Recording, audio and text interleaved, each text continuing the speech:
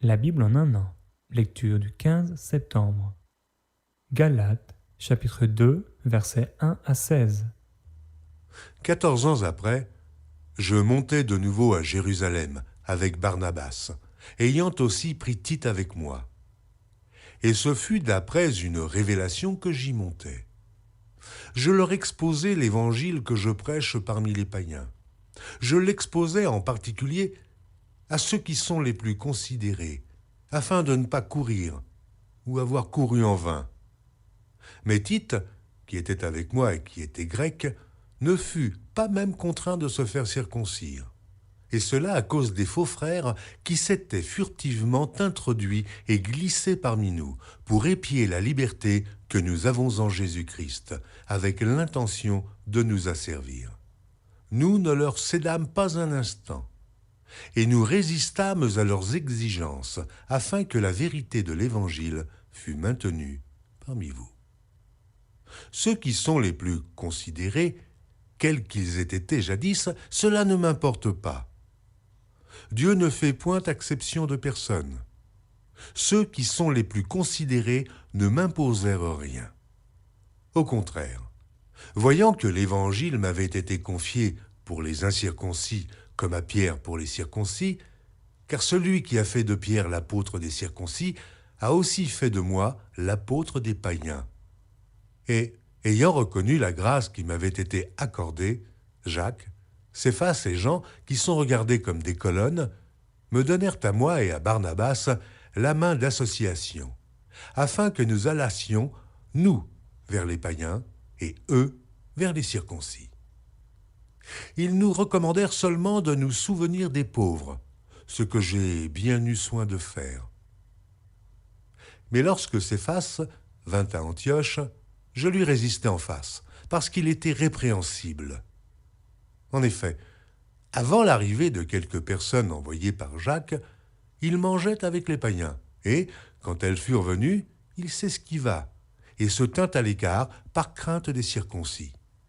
Avec lui, les autres Juifs usèrent aussi de dissimulation, en sorte que Barnabas même fut entraîné par leur hypocrisie. Voyant qu'il ne marchait pas droit selon la vérité de l'Évangile, je dis à Céphas, en présence de tous, « Si toi qui es juif, tu vises à la manière des païens et non à la manière des juifs, pourquoi forces-tu les païens à judaïser ? Nous sommes juifs de naissance, et non pécheurs d'entre les païens. Néanmoins, sachant que ce n'est pas par les œuvres de la loi que l'homme est justifié, mais par la foi en Jésus-Christ, nous aussi, nous avons cru en Jésus-Christ, afin d'être justifiés par la foi en Christ, et non par les œuvres de la loi, parce que nulle chair ne sera justifiée par les œuvres de la loi. Ésaïe, chapitre 19. Oracle sur l'Égypte. Voici, l'Éternel est monté sur une nuée rapide, il vient en Égypte. Et les idoles de l'Égypte tremblent devant lui, et le cœur des Égyptiens tombe en défaillance. J'armerai l'Égyptien contre l'Égyptien, et l'on se battra frère contre frère, ami contre ami, ville contre ville, royaume contre royaume. L'esprit de l'Égypte disparaîtra du milieu d'elle, et j'anéantirai son conseil. On consultera les idoles et les enchanteurs, ceux qui évoquent les morts et ceux qui prédisent l'avenir. Et je livrerai l'Égypte entre les mains d'un maître sévère. Un roi cruel dominera sur eux, dit le Seigneur, l'Éternel des armées.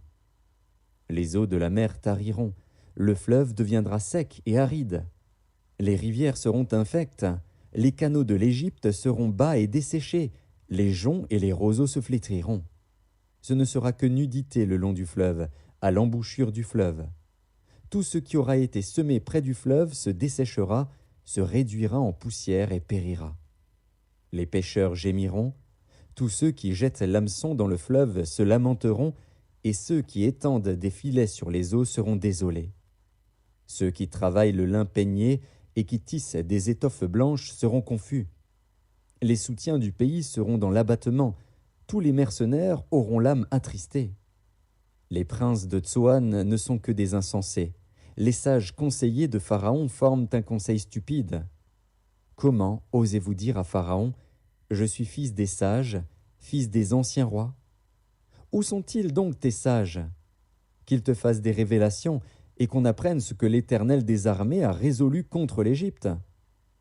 Les princes de Tsoan sont fous, les princes de Noph sont dans l'illusion, les chefs des tribus égarent l'Égypte. L'Éternel a répandu au milieu d'elle un esprit de vertige, pour qu'il fasse chanceler les Égyptiens dans tous leurs actes, comme un homme ivre chancelle en vomissant. Et l'Égypte sera hors d'état de faire ce qu'ont fait la tête et la queue, la branche de palmier et le roseau. En ce jour, l'Égypte sera comme des femmes. Elle tremblera et aura peur, en voyant s'agiter la main de l'Éternel des armées, quand il la lèvera contre elle. Et le pays de Juda sera pour l'Égypte un objet d'effroi. Dès qu'on lui en parlera, elle sera dans l'épouvante, à cause de la résolution prise contre elle par l'Éternel des armées. En ce temps-là, il y aura 5 villes au pays d'Égypte qui parleront la langue de Canaan et qui jureront par l'Éternel des armées. L'une d'elles sera appelée ville de la destruction. En ce même temps, il y aura un autel à l'Éternel au milieu du pays d'Égypte, et sur la frontière un monument à l'Éternel. Ce sera pour l'Éternel des armées un signe et un témoignage dans le pays d'Égypte. Ils crieront à l'Éternel à cause des oppresseurs, et il leur enverra un sauveur et un défenseur pour les délivrer. Et l'Éternel sera connu des Égyptiens, et les Égyptiens connaîtront l'Éternel en ce jour-là. Ils feront des sacrifices et des offrandes, ils feront des vœux à l'Éternel et les accompliront. Ainsi l'Éternel frappera les Égyptiens, il les frappera, mais il les guérira. Et ils se convertiront à l'Éternel, qui les exaucera et les guérira. En ce même temps, il y aura une route d'Égypte en Assyrie. Les Assyriens iront en Égypte, et les Égyptiens en Assyrie, et les Égyptiens avec les Assyriens serviront l'Éternel. En ce même temps, Israël sera, lui 3e, uni à l'Égypte et à l'Assyrie, et ces pays seront l'objet d'une bénédiction. L'Éternel des armées les bénira, en disant « Béni soit l'Égypte, mon peuple, et l'Assyrie, œuvre de mes mains, et Israël, mon héritage. » Ésaïe, chapitre 20. L'année où Tartan, envoyé par Sargon, roi d'Assyrie, vint assiéger Asdod et s'en empara, en ce temps-là l'Éternel adressa la parole à Ésaïe, fils d'Amots, et lui dit « Va, détache le sac de tes reins et ôte tes souliers de tes pieds. » Il fit ainsi, marcha nu et déchaussé.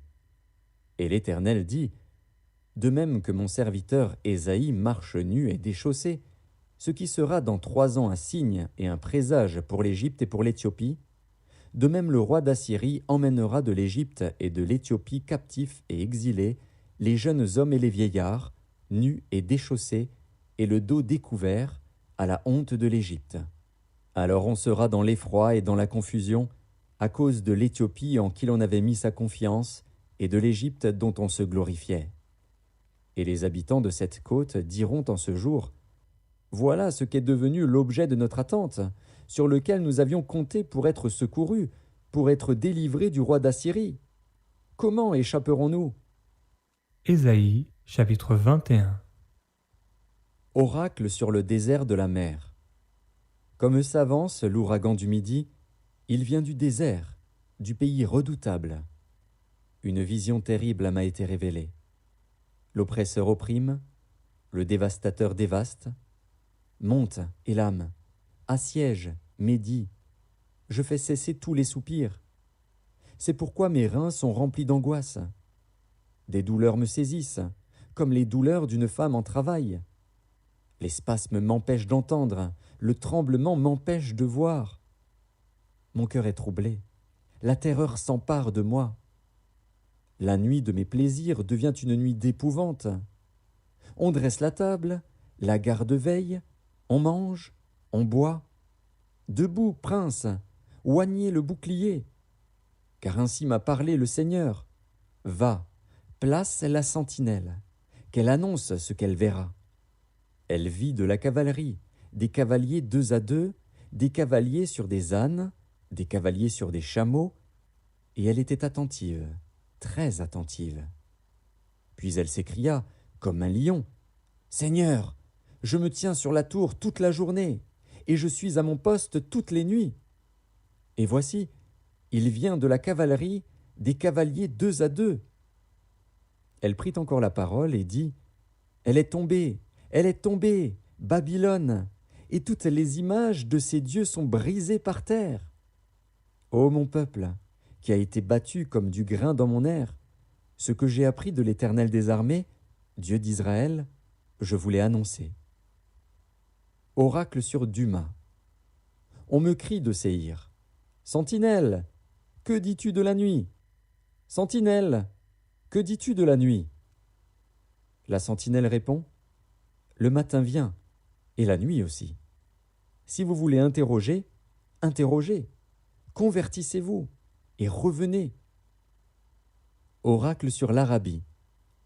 Vous passerez la nuit dans les broussailles de l'Arabie, caravane de Dedan. Portez de l'eau à ceux qui ont soif. Les habitants du pays de Théma portent du pain aux fugitifs, car ils fuient devant les épées, devant l'épée nue, devant l'arc tendu, devant un combat acharné. Car ainsi m'a parlé le Seigneur, encore une année, comme les années d'un mercenaire, et c'en est fait de toute la gloire de Kédar. Il ne restera qu'un petit nombre des vaillants archers, fils de Kédar, car l'Éternel, le Dieu d'Israël, l'a déclaré.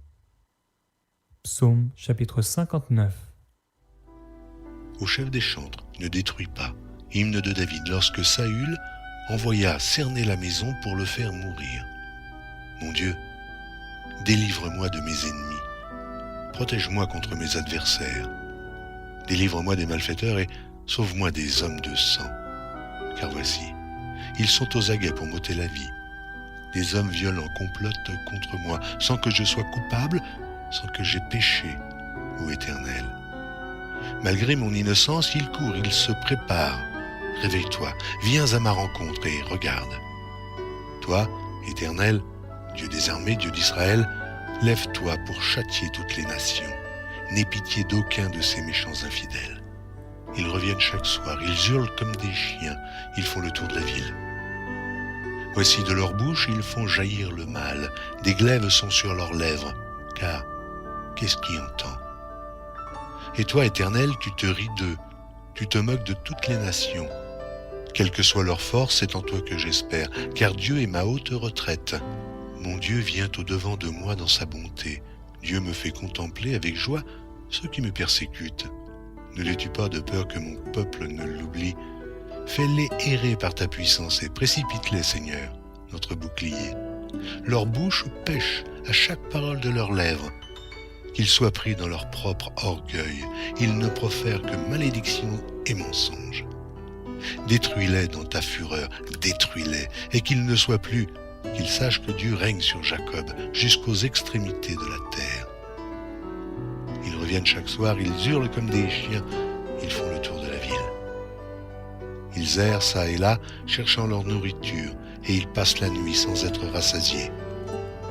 Et moi je chanterai ta force dès le matin, je célébrerai ta bonté, car tu es pour moi une haute retraite, un refuge au jour de ma détresse, ô ma force. C'est toi que je célébrerai, car Dieu, mon Dieu tout bon, est ma haute retraite.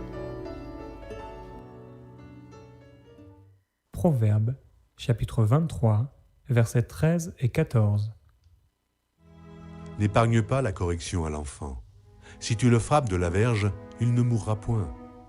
En le frappant de la verge, tu délivres son âme du séjour des morts.